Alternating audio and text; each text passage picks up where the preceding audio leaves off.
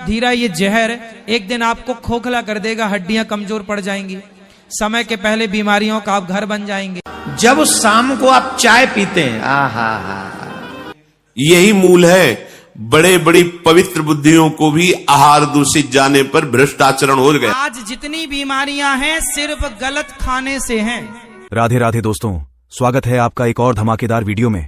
दोस्तों, आज की वीडियो में हम सबको जानने को मिलेगा 4 कथावाचक के श्रीमुख से कि हम सबको चाय कैसे पीना चाहिए, या फिर चाय पीने का नुकसान क्या है और भोजन कैसे करना चाहिए, किस प्रकार के भोजन करने से हमें ज्यादा लाभ मिलता है और किस प्रकार के भोजन करने से हमें बहुत ज्यादा नुकसान होता है और घर परिवार में दुख तकलीफ आता है।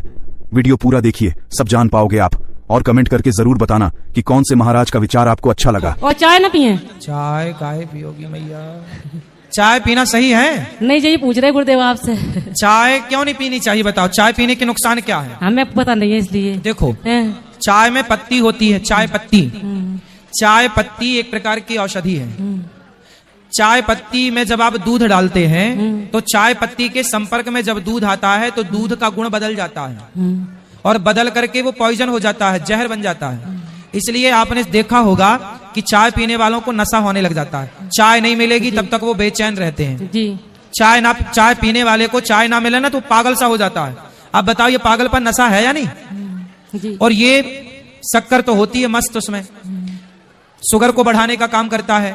और ये धीरा धीरा ये जहर एक दिन आपको खोखला कर देगा, हड्डियां कमजोर पड़ जाएंगी, समय के पहले बीमारियों का आप घर बन जाएंगे। जब शाम को आप चाय पीते हैं, आहा हा, भोजन लेट कर देंगी पर चाय लेट नहीं करेंगे।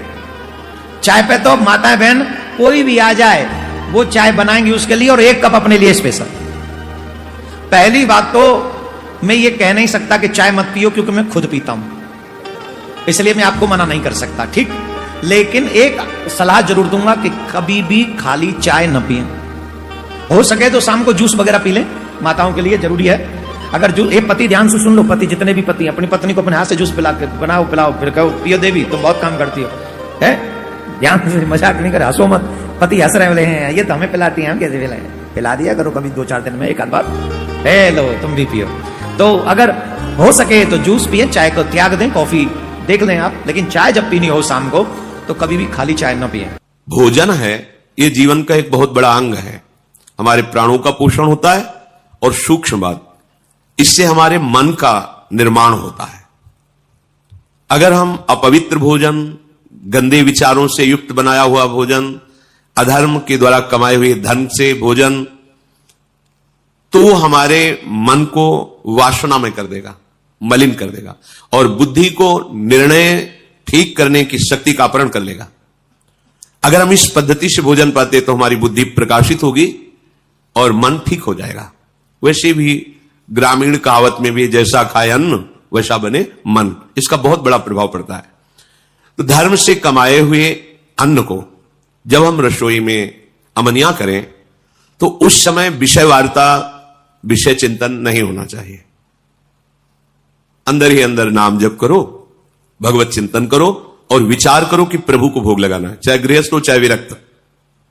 किसी की तरफ देखो मत, अपने प्रसाद की तरफ देखो, सावधानी रखो, एक एक कवल में भगवत नाम जप, राधा राधा राधा।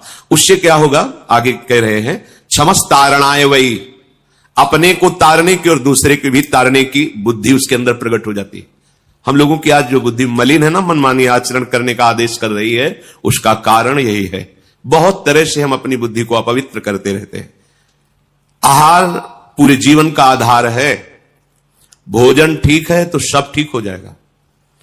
भोजन धर्म युक्त कमाए हुए धन से भगवत चिंतन करते हुए रसोई में अमनिया करके, भगवत अर्पित करके, प्रसाद स्वरूप मौन धारण करते हुए, नाम जप करते हुए प्रसाद को एक हाथ से पाना, इससे क्या होगा, कह रहे हैं सात क्षमस तारणाए वही, वो अपने को भी तारने में समर्थ है और दूसरे को भी तारने में समर्थ हो जाएगा। क्या होगा, उसकी बुद्धि भगवत परायण हो जाएगी।